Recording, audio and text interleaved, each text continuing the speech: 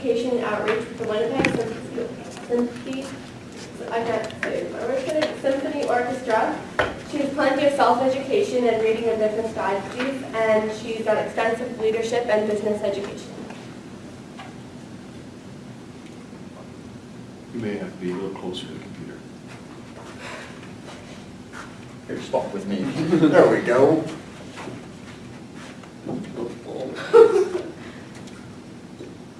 Oh no, somehow. There. Excellent. So currently our situation here is that our company is facing some major deficits, and they want to try to eliminate these deficits in 3 years.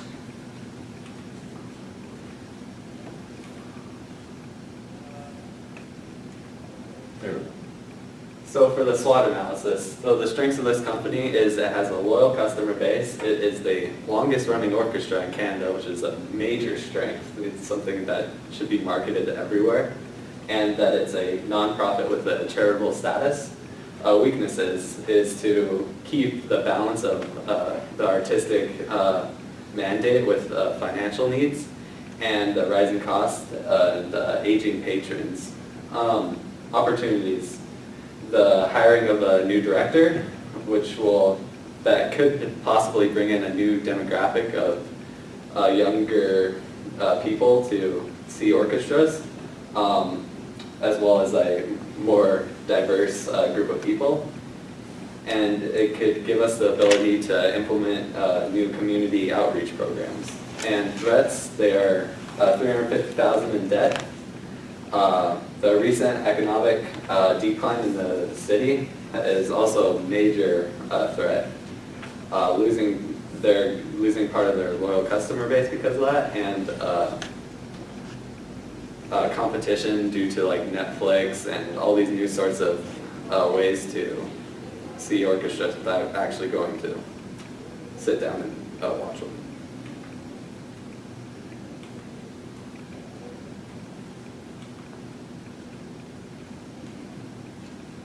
Good. So our status quo. Essentially, this plan involves doing nothing. The great thing is you don't have to do anything. It's not going to cost you any money, but cons, it's not really going to fix their problem either. So alternative two is school rocks. This plan will target the youth in, Regina in general, mainly the middle schools. So we did some research and we found there's 41 public schools that are just middle schools in Regina that we would target. So they would contact the school, make an appointment to go and have an assembly where they would play for the students, and they would try to get them involved and get them to notice how great the orchestra really is. So the pros are a new demographic and it's cost effective. Cons, lots of variables and not a lot of profit. The timeline is approximately 1 year. We would gain about $82,000 from that. Alternative 3 is we would expand by reducing. So we would reduce the numbers of shows played by approximately 16%. This will increase the number of people going to the shows if there's less of them, and decrease the number of empty seats in the concert. In the case, it said there was only 80% of the seats were filled up. So if there's less shows, then we can get more of the seats filled up because people will be more excited to come to the next show if there's less of them. And the pros, it's cheap, immediately effective, and brings in more customers. Cons of this are you may lose customers if the tickets become sold out because there will be less concerts. And the timeline, it possibly can be effective next season, and the costs will be cut by $135,000. Okay, something to add on to our option 3 there. We're going to increase prices for our tickets by about 16%. And we figured that out by figuring out the difference because we took what we get from savings from cutting the amount of shows we did, and then figured out how much extra money we'd need to earn to fix that deficit. And we did that by increasing 16%. We're in the wrong place here. Fantastic, thank you. So here's our decision matrix. So as you can see, our status quo obviously costs nothing. It's incredibly time effective because it happens immediately. It's not going to increase our customers or our profit, and it's really not going to fix our problem either. School rocks. The cost, it doesn't really cost anything. You've got to send people to the schools, but besides that, not a lot. Time, it's immediately effective. You can send people to schools in 2 weeks if you contact your school boards and so. Customer increase, we put an X on this because it's not guaranteed to increase your customers. It's a gamble. Profit, we think that will increase our profit because there will for sure be some people coming. There will definitely be even 1 or 2 people would technically be an increase of profit. So that was a yes. But it doesn't really fix our major issue of this deficit, whereas expanding by reducing does, because it cuts our costs down. It happens immediately because it doesn't take time to stop doing shows, just say we're not going to do those shows. It doesn't increase our customers. We're going to keep our same customer base, but just going to come to these certain shows instead of the others. And it is going to increase our profit because we're not going to have all these debts from these other shows we're doing there. And so it does fix the issue. So our recommendation is alternative 3, expand by reducing. We came across that because reducing the company size because it'll reduce the amount of shows while still keeping the amount of customers, because they'll just have to go to a different show. And it'll also increase the cost of tickets by at least 16% to stay in profit.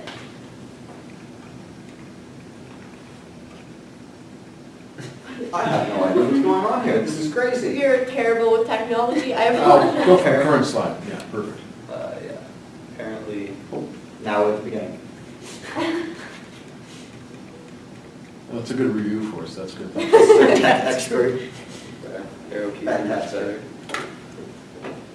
Okay, so this would be for the Pop Series, Masterwork Series, and Government House, this is the % decrease in shows we would do. So for the Pop Series, it would be a decrease by 20% in concerts. And in the Masterwork Series, it would be a 25% decrease.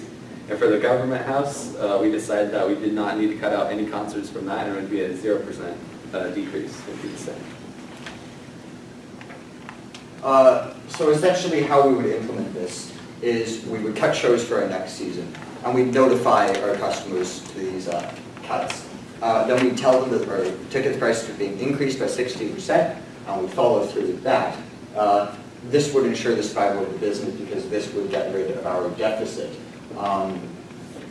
See, how we did this, for some numbers for y'all, we took our total earned revenue and added it to our remaining loss after we cut the show costs. And that gave us $827,000. We then divided that by our total earned revenue and got 116%. You take the 100% off, you have a 16% increase in your ticket prices.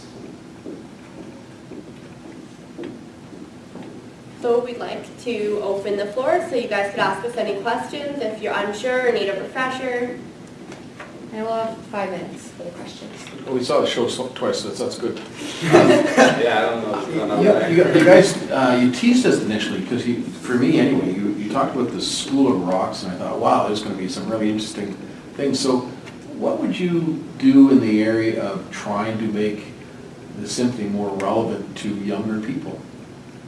Well, one of the things we were thinking about doing is sort of like millennial concert, where we have people come and we play some tunes that work for younger people. So primarily people under 25, the 16 to 25 demographic. We play some cooler, more modern pop songs, and we were hoping that would bring people in.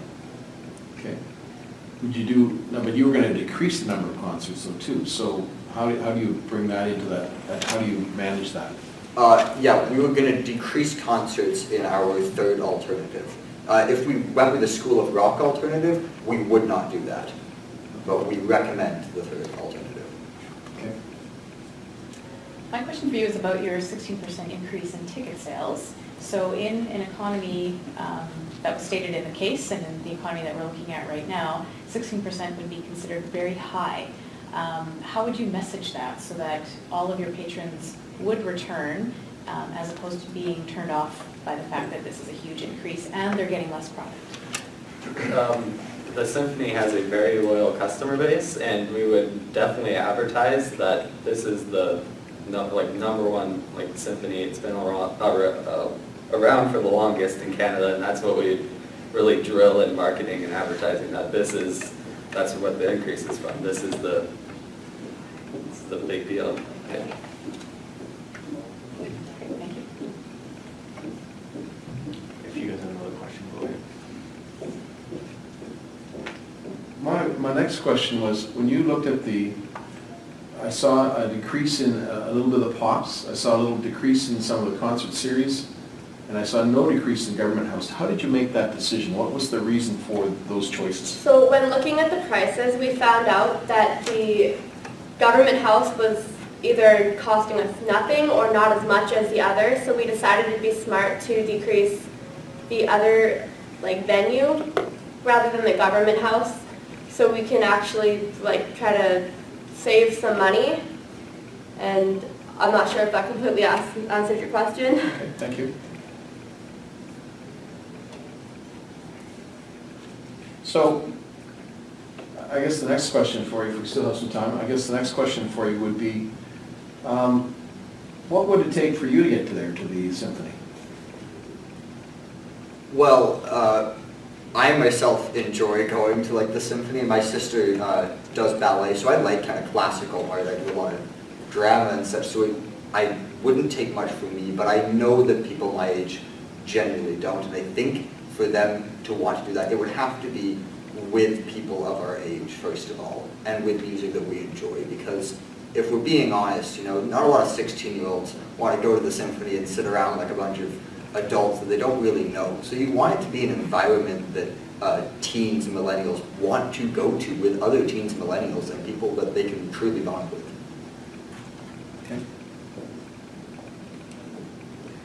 So, if you save the money, would you reinvest it somewhere else? The money we would be saving would just be to completely get rid of the deficit, so there's no longer a deficit. Okay. So after that deficit would be gone, ideally, if you would still make that amount of money every year, what would you do with it at that point? We would probably just invest it back into the company. Otherwise, we would find a charitable place where we could donate it and make a difference. Good, well, thank you.